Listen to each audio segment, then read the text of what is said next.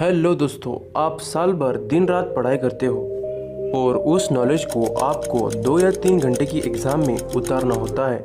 आपने पूरे questions attempt करे हैं और आप एक्सपेक्ट करते हो अबाउ 95 मार्क्स और 100%। लेकिन जैसे ही आपके हाथ में रिजल्ट आता है तो आप देखते हो कि ओनली 70 और 75 मार्क्स। तब आप सोचते हैं कि मेरे इतने मार्क्स कैसे कट हो सकते हैं। मैंने तो पेपर पूरा कवर कर लिया था, सारे क्वेश्चन के आंसर सही से लिखे थे, इवन आंसर ज़रूरत से ज़्यादा लिखा था, फिर भी मेरे इतने मार्क्स कैसे कट हो सकते हैं। ऐसी क्या मेरे से मिस्टेक हो गई। आज की इस वीडियो में हम यही डिस्कस करेंगे कि पेपर को लिखते वक्त हमें क्या मिस्टेक्स नहीं करनी है, एक अच्छे आंसर को कैसे प्रेजेंट किया जाता है, आंसर को कैसे लिखा जाता है, एक अच्छा पेपर प्रेजेंटेशन कैसे किया जाता है। देखिए, हमने साल भर दिन रात जो भी पढ़ाई की है, जो भी नॉलेज हमने पढ़ा है, उसे 3 घंटों के अंदर हमें एग्जाम में प्रेजेंट करना होता है। और जो हमारे एग्जामिनर पेपर चेक करने वाले हैं, उनको लिमिटेड टाइम में बहुत सारे स्टूडेंट के पेपर चेक करने होते हैं। तो वो एग्जामिनर आपके हर क्वेश्चन का आंसर स्टार्टिंग से एंड तक नहीं पढ़ सकता, उसके पास इतना टाइम नहीं होता।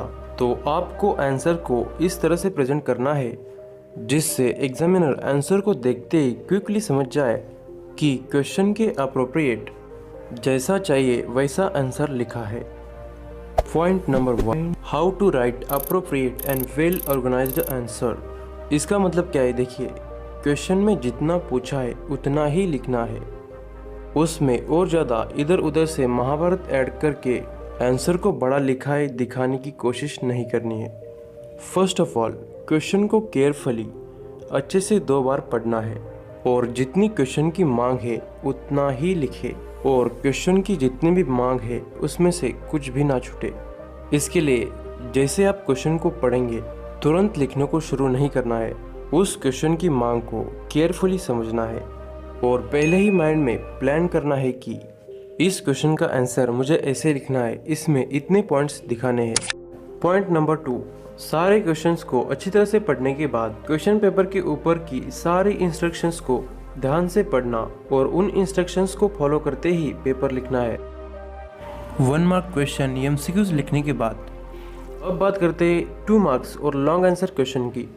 अब देखिए, जो 2 मार्क्स और लॉन्ग आंसर क्वेश्चंस है उनको पैराग्राफ में मत लिखना, पॉइंट में आंसर लिखना है। इससे आपका पेपर भरा भरा भी लगेगा और दिखने में अच्छा भी लगेगा और एग्जामिनर को आपका आंसर क्विकली समझने में भी आसानी होगी। 2 मार्क्स के जो क्वेश्चंस है उन्हें 10 से 12 लाइंस में 3 से 4 पॉइंट में लिखना है और हर पॉइंट में 3 से 4 लाइन होनी चाहिए। सेम लॉन्ग आंसर क्वेश्चन के लिए आंसर में 7 से 8 पॉइंट होनी चाहिए और हर पॉइंट में लगभग 2 से 3 लाइन होनी चाहिए, और इससे आपका आंसर लगभग 20 से 30 लाइन में हो जाएगा। और क्वेश्चन के अनुसार जहाँ जरूरत होगी वहाँ फ्लो चार्ट और डायग्राम बनाना है, और अगर आप चार्ट्स और डायग्राम्स को बनाकर आंसर को प्रेजेंट करते हो, आपकी प्रेजेंटेशन एग्जामिनर को इम्प्रेसिव लगने लगती है और उनको समझने में भी आसानी हो जाती है।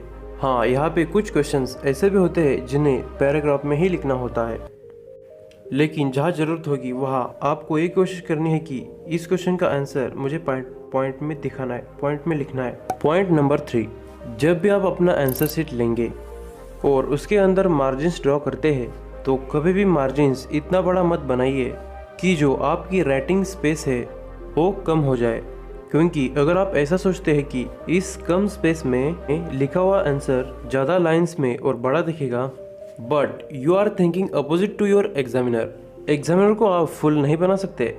और सबसे पहले आपकी मार्जिन्स को देखेंगे और पर लाइन में कितने वर्ड्स लिखे हैं। आपके हर लाइन में 9 से 10 वर्ड्स होने चाहिए और ये हर एग्जामिनर को पता होता है। So don't try to do this mistake, okay. So let's move the next point number 4, good handwriting. इसका मतलब ये नहीं कि आप एकदम ब्यूटिफिकेशन करके लिखे, क्योंकि आपको स्पीड में मेंटेन करनी होती है। बस जो कुछ भी आपने लिखा है वो देखते ही एग्जामिनर को समझ में आना चाहिए। Let's talk about 3 hacks of good handwriting.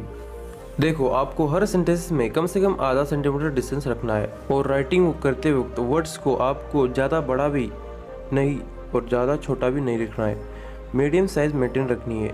बस इन 3 हैक्स को आपको राइटिंग में अप्लाई करना है, आपकी राइटिंग खुद ब खुद अच्छी लगने लगती है। Point number 5, time management. Exam में अगर आप टाइम मैनेजमेंट नहीं समझे तो आपने साल भर जो भी पढ़ा है उसकी कोई वैल्यू नहीं है। मैं ऐसा इसलिए कह रहा हूँ, देखिए 3 घंटों की एग्जाम में हमें किस क्वेश्चन को ज़्यादा इम्पोर्टेंस टाइम देना चाहिए वो समझ में नहीं आया तो भाई साहब आपने साल भर जो भी मेहनत की है वो सब बर्बाद है। So remember, time is always king in exam.